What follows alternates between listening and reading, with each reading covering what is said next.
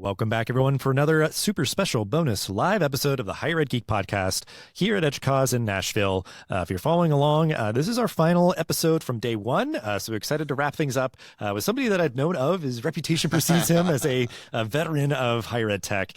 So Ryan, if you want to briefly introduce yourself and your role at Instructure. Of course, my name is Ryan Lufkin. I'm the Vice President of Global Academic Strategy at Instructure, the makers of Canvas. My role, I spend a lot of time talking about the future of education, a lot of thought leadership around where education is going, that intersection of technology and learning, and what does it look like now and then, 5-10 years into the future. Yeah, and I guess just if you want to briefly capture, what kind of Instructure's presence is here at EDUCAUSE, sort of like, what brings you all out here, so the interactions that you're having, just to kind of give honor to sort of your presence here. Yeah, of course. Well, Instructure at this point, I think about half of all college students in North America use Canvas on a daily basis. And so, a lot of it is working with our existing customers, visiting them here. We talk to some prospects and things like that. And then we have a huge partner organization. I think most people know, we have about 1,000 partners because of the open architecture of Canvas and the use of the LTI standard to plug in all these different tools to help schools create the ecosystem that they want to build. In fact, I walked from a meeting with Panopto, and we were just talking about Pathify. All of our partners are in the hall as well, and so we spend a lot of time talking to them at this event as well. Yeah, and just in time and space, the episode with Stephen from Panopto is coming out this week, so it's very well timed. I went to Panopto's Lunch and Learn. So I think that's just like the great kind of climate and environment here is that there's maybe sometimes like the random collisions of like, oh hey partner, or 100%. And when you've worked in the space for a long time, it's kind of like old home week too, right? Like you walk around and you know so many people in the hall, and they've moved to a different company, and it's just, I love how collaborative and congenial the relationships are. Yeah, it's a great atmosphere here, and I think through all our conversations, I'm trying to kind of curate folks with a lot of different sort of vantage points and perspectives on what's happening with higher education technology and how it's sort of powering the future of just education and institutions and everything. I was in earlier, and actually, I think Mike Wolf was on the podcast, and Mike and I worked together at Ellucian back in the days. It's a small world. And I think something that I appreciate about, kind of organizations like Instructure and, some of these bigger players in the space, they can kind of take advantage of all the kind of interactions and sort of perspective that they have to kind of curate research and reports and things and just insights to share with the community. So again, time and space, I think by the time this episode's come out, we'll link in the show description the freshly released State of Learning and Readiness report. So if you want to kind of capture what that is, any just sort of kind of cliff notes to kind of tease and entice people to go check it out. But again, just appreciating the, having these sort of resources that are out there that really kind of like, I think can really serve as sort of grounding, to be like, hey, here's what's really happening. This is sort of like, some kind of primary resources and evidence for things. So just capture, I guess, that recently released report. Yeah, and we started doing like our primary research as an organization just prior to COVID. And so it's been really interesting to measure the trends, pre-COVID and then through this most transformational time in education. And one of the things that we've talked a lot about for the last couple of years is this shift towards lifelong learning, right? This idea that we need more than just the traditional degree programs in a pace of accelerated change, like with AI and emerging technologies. We need to make sure that people have those skills to reskill and upskill and those learning opportunities. And so this was a really great report that we worked on that I think really shows some insights, reaffirms a lot of the kind of understandings that we already had about people's, feelings of readiness to work, even people within the workplace and their perception of where their skills stand, what skills they need to get the next job, things like that. So a lot of really good information that we were able to glean from this. Yeah, and that's even just kind of that sentiment you're talking about, because we did an episode that was sort of also teasing the recently released EDUCAUSE 2026 top 10, they kind of inaugurate here at the event. That idea that I think if people were put to task to guess, certain things or whatever, anecdotally, they might be like, oh, I'd imagine that this is sort of like the current state of things, or these are like the top trends, but having it be we did our homework here, we really kind of, invested into it. So that idea of it being grounding, in some aspects, there might be things that are surprising, but the idea of seeing it really kind of affirmed where it's aha, yes, okay, that's what I've been sensing, that's what I've been feeling, that's going to really maybe give a little bit of extra juice if we need to kind of justify how we're going to be developing our strategy when it comes to, lifelong learning, digital education, whatever it might be, or just our investments in our tech stack. Like, just again, I always just appreciate the folks that are, for whatever angle they're taking, are investing the time and effort into like curating. It's one thing to have that gut feeling. It's one thing to have the anecdotal stories. It's another thing to actually collect data and really understand: are you on the right path? Are you making the right assumptions? Because I think sometimes people can double down on that gut feeling that may not be as grounded in reality as they think. And especially in a type of, right now, it is the most tumultuous time in the history of education. And so as we start talking about technology and how does that affect educators and that kind of stuff, we sometimes lose sight of the fact that, like, those students feel they're measuring up to what employers want to see, right? And there's always been that debate of is higher education about finding people jobs, or is it about creating better humans? It's both, I think, in most instances. And so how do we make sure that we're preparing students for those jobs? And we've always talked about that skills gap that exists between students that are graduating from college and the jobs that are available to them. And now with AI, I think we're seeing some receding of that, or, like some of the entry-level jobs that used to be available are now being taken by AI. So how do we prepare students to move higher on the ladder for new jobs, things like that? How do we work with employers and universities to like help them come together more and provide the tools to support that? It's incredibly important. And so I think what we see is a lot of students really wondering if they have the skills to find well-paying jobs immediately. And then what was interesting, I think one of the aspects that was interesting is we saw that, I think one of the data points was 70% of students feel unprepared for today's workforce, which is higher than I thought it would be. That was kind of challenging. But even with AI, where we think that AI is prolific in the workspace and maybe we're lagging behind education, what we actually found was that only 50% are currently using AI at work, right? Which is a lower number than a lot of the headlines would lead you to believe. And so how do we help, universities prepare those adults, those working adults, to have the AI skills they need? Because in many cases, they're not getting that from their employer. Yeah, so much good stuff there. And because I think it's even just like making it clear that like that is like the student's perception maybe of their readiness. And whether it's like, okay, well, we have a job maybe partially here to reassure them that they're just like foundational, durable skills, soft skills, whatever, that are important. We're going to help you foster those things. And how do you have confidence in that you are ready for these jobs and that thing? But then like it could be that, like the idea of, at this point, the adoption of AI in people's kind of work lives maybe isn't as high as, you might suspect, but it will likely be increasing. So we can't just ignore that. Yeah. So, it's definitely like that blend of things where there's definitely like a lot to do around the confidence building kind of squishy part of this, but then certainly the technical piece as well. And I think there's this perception by students that companies are using AI really aggressively. And I think most companies are trying to figure out how to use AI right now.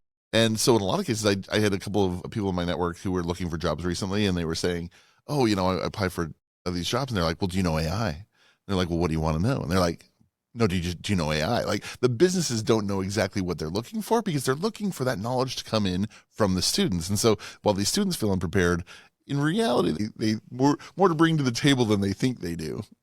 Yeah, and that's something where it's like, it is more telling people's behavior than what they say. Yeah. Like, we want people who know AI. And it's like, well, what does that even mean or whatever? And the idea that like, well, like, are you like not hiring these people that don't answer that question satisfactorily? Is it prompt writing? Is it building large language models? And like, is it building agents and planning agents? What part of AI? And you can tell from the kind of lack of complexity in the question that they don't fully know yet. Yeah. And that's what I think. It's still the like kind of like after effects or sort of like hangover of the sort of existential crisis of like AI, what is it? How is it going to change everything? It's like we're still sort of like coming down from that, and that like, at this point, and I always use this geeky metaphor, used it in a different episode earlier today, of like, AI being like this, makes us into cyborgs kind of thing, like it augments, this technology that helps us. And it's, at this point, not something that needs to be the boogeyman or whatever else. So like kind of level setting expectations and the idea that, people are probably better at using it than they think they are or can be easily, and that companies aren't, offloading I think there's just a lot of details there that are, I think, really powerful, and hopefully to like lower the temperature that allows people to have sort of like intentionality about, building a strategy and letting that sort of like kind of iteratively kind of, get out there and sort of like improve over time. That it's like, we don't all need to be, AI experts yesterday. Yeah. And, Yeah. And I said for a long time, I present a lot out in different schools and different conferences. And I've, said like 2024 was the year of fear of AI, right? And 25 is the year of putting it to work. And I think what we've really seen that I was at the ASU Agentic AI and the Student Experience Conference last week, which I thought was fascinating. And it was a lot of use cases of, okay, here's how we're helping educators build agents. Here's how we're helping, not just the basic literacy stuff that we were working on last year, but really how do we start building these into tools for the classroom? And I thought and these were schools from, everywhere from Florida State to, Utah State and really putting these tools to work in really, ways that, and we're going to be writing up a little bit of that and sharing it as well. But I think what's interesting is it really is kind of coming to a fruition that people are getting over the fear and really being far more productive with what these tools are capable of. Yeah. Yeah, that's great. And I think you've already started to kind of answer this question, that idea of like, how are you seeing educators and employers working to bridge these readiness gaps? And I think, AI is a big part of that. I don't know if there's any other anecdotes from your sort of perspective because I think it's even just with like the practicality of like, the learning management system is a core system and how we, are integrating things into it and continuing to kind of mature and, just make it as effective and efficient of a platform for us as possible. So like, I don't know if there's dynamics there or just anything else from your perspective of how you're seeing educators and employers working working together perhaps to bridge these readiness gaps. And there's a couple different ways, like there's, we see really great partnerships more and more with institutions and, businesses actually coming together to say, okay, here's a group of, the example I'll use again is ASU, but ASU and Mesa Community College worked with L'Oreal to create both a associate's degree and a bachelor's degree targeting beauticians, essentially, people that had come out and gotten their certificate to cut hair and do those kinds of things, and then build successful businesses, but didn't necessarily have the skills necessary to manage other people, build a business, market a business, going back and saying, hey, here's a great opportunity to upskill immediately, right? And we've seen just a myriad of schools working directly with those individual, like, University of Memphis working with FedEx and Utah State University working with Lockheed Martin, right? For an associate's degree in rocket science that feeds rocket scientists in Northern Utah directly into business, right? Like some really incredible partnerships. And I think what we're looking at now is how do we scale those? Can we actually get an underlying skills agreement, right? So everybody understands that skill is the value, not necessarily that institution. And, but I think that's where we need to get is really closing that loop as students go out into the world and get jobs. How do we help feed that back to the universities so they can actually prepare the next generation, next wave of students for the next wave of jobs? And I think everything's moving so quickly right now, it can feel very difficult to do that. But now is really the time when we have to lean into it and make sure those conversations are happening.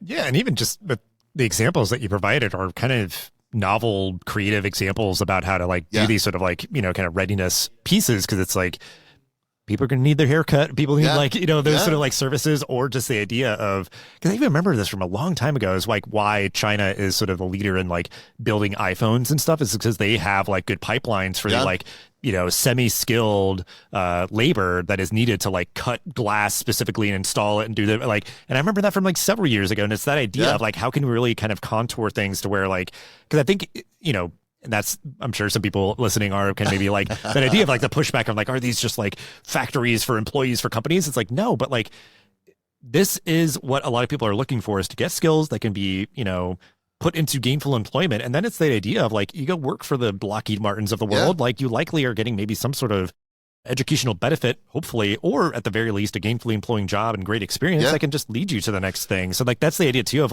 you get a certificate on how to do one thing or another after your first year in college, whatever you're studying, wherever you're studying, and then maybe you can start working at a certain company and maybe they have education benefits that kind of propels you towards the next those thing. Education benefits where you can say, okay, I want to go take a certificate in coding because maybe I don't want to be on the assembly line, but I want to actually go code the robots that are part of that, right? There are more educational opportunities at different levels. We've moved beyond the idea that a 2 or a 4-year degree are the only currency available out there, right? There's so many different credentials, and a lot of people are questioning the value of an education. I think there's no there's no questioning the value of education. It's what education pathway do you choose now, right? Because I think it doesn't necessarily have to be a 4-year degree. It doesn't have to be a 2-year degree. It can be stackable credentials that help define your job. But we're also not working for that. We're now going to school, and then we're going to the workforce, and then we're going back to school, and we're doing those concurrently and building up our skills. And so it's fundamentally a different educational landscape, different working landscape than it was for our parents. And I love to see that education is shifting to support that. And I think we'll see more and more of that. Yeah. Well, and I think just with like putting a lot of more respect and like all of that kind of work maturing of lifelong learning, people learning about all different sorts of things at different points and, you know, online, hybrid and whatever, is the idea of like investing your tech stack and honoring those components of your institution, not as sort of like an offshoot or a separate thing or whatever. It's like, okay, like we've got Canvas, we've got like all these great tools integrated into it. Like let's keep creating really powerful and engaging learning environments to support, you know, the beautician, you know, 2-year degree, as well as the, you know, every other offering that we have. Like, I think, because that's what I've seen too, is that there's been dynamics changing around like, you know, the professional studies or continuing studies and just all the sort of offerings that an institution has as part of their portfolio, taking some cues from them around digital education or whatever else, or like how they kind of do outreach to the community, as well as like, you know, okay, from our like core 4-year degree, like the tech stack that they had, like how can everything start to kind of absolutely. You're spot on. There used to be this kind of artificial division between undergraduate courses and adult learning courses, right? And they had to be on a different LMS and they had to be in a different system. Well, fundamentally, those are the same core elements. I always use the example of my daughter. My daughter's a junior at the University of Utah, and she's getting a degree in strategic communication, but she's also getting a certificate in data analytics. And she doesn't care that it's, you know, that certificate is non-credit bearing, you know, it is just helping her paint a better picture of what her skills are for a potential employer. And so we get a little bit wrapped around, I think, education in the definition of for credit, non-credit, like those kinds of aspects. And in reality, you know, the students just want to be able to show what they're capable of to potential employers. The other aspect too is I think we're seeing, you know, in July at InstructureCon, we launched Canvas Career.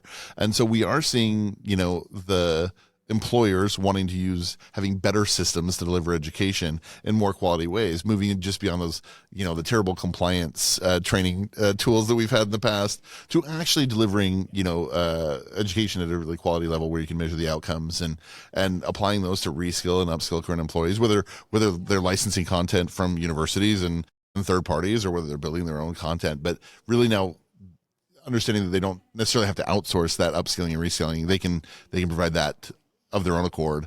And because, you know, so many people had a good experience using Canvas, we see them reaching out and saying, why can't I use Canvas for this? I don't want to use that terrible system. Let's try this. And so that was really the genesis of Canvas Career, was, you know, that demand from existing students who enjoyed learning through Canvas. Yeah, kind of an interesting ripple effect, I think, where it's just like, I used this as a student. It was pretty good. Like, why can't we just use that? This sucks. Yeah. Perfectly segues to my next question as we're wrapping up. Just like anything else exciting happening at Instructure, you know, that you want to kind of highlight? Because I think, you know, the Canvas Careers is definitely a great one. But anything else that you want to just kind of give a shout out here as we're wrapping up? No, I mean, I think the biggest thing, you know, we rolled out some rebranding around, you know, we're not just a single product company. Everybody knows Canvas, but we're also Mastery, which is our assessment brand, and Parchment, which is our credentials brand. I use Parchment with my daughter. I've used Parchment to apply for learning programs, right? It's how you send your transcripts. But it really is a credentials verification network. And so as we've got the 3 branches to our offerings now, which are really amazing. And so the goal is that you'll be able to support all those types of programs, the traditional programs, the non-traditional programs, market them, give credit for them, help learners demonstrate their skills for potential employers, and kind of measure that across the board. So it's an exciting time in education. It can feel very overwhelming and hard to keep up with the change, but we're evolving quickly to support our customers so they don't have to feel quite so much anxiety about that. Yeah, it's good on you for that. And hopefully, you know, again, we're trying to help cut through the noise here, you know, with the podcast and things. But definitely a lot going on. But you know, with all that going on, with all that we've covered, you know, so just kind of the broader trends here happening in, you know, learning and workforce and things. But just any final words of advice, calls to action, things that you'd want to wrap the episode up with here to close out.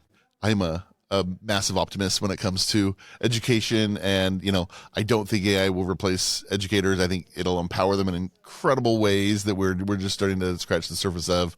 Personalized learning for students in ways that are, really help keep every student on course to their outcome, and really, the flexibility. While it is the most tumultuous time in education, it is also the most, I think, opportune time in education to evolve. And, the fact that educators without an art degree can create amazing images and video and different content to engage with students. I just think that's fascinating, and there's so much opportunity around that. So it truly is exciting, optimistic time to be in education. Don't feel overwhelmed. Understand that the other aspect is education is such a collaborative space. We solve these problems together, and I love that part about it. So. Yeah, absolutely. And I think, I always like to say, just start somewhere, maybe start small as you're kind of evaluating your approach, whether it's your, educational offerings, your education environment, your tech stack, whatever it might be. It is just sort of, looking at challenges as opportunities and continuing to be collaborative, taking advantage of spaces like EDUCAUSE to kind of talk shop and those sort of things. And one thing you learn at EDUCAUSE, I think more than anything else, is that whatever your challenges are, somebody has tackled them. Someone has done it. And it may not be the exact right solution for you, but it gives you a place to start. It gives you, like you said, that model of maybe what good looks like. How do we start pursuing that? How do we make that our own? And it's that collaboration that I think is so valuable. And it's one of the things I love about walking around the halls here. Yeah, well, thank you so much, Ryan, for hanging out, sharing all that you did for this episode. We'll have ways to connect with you and the report and Instructure and the episode description. So just really great talking to you, and thanks for taking the time. Thanks for having me. This is awesome.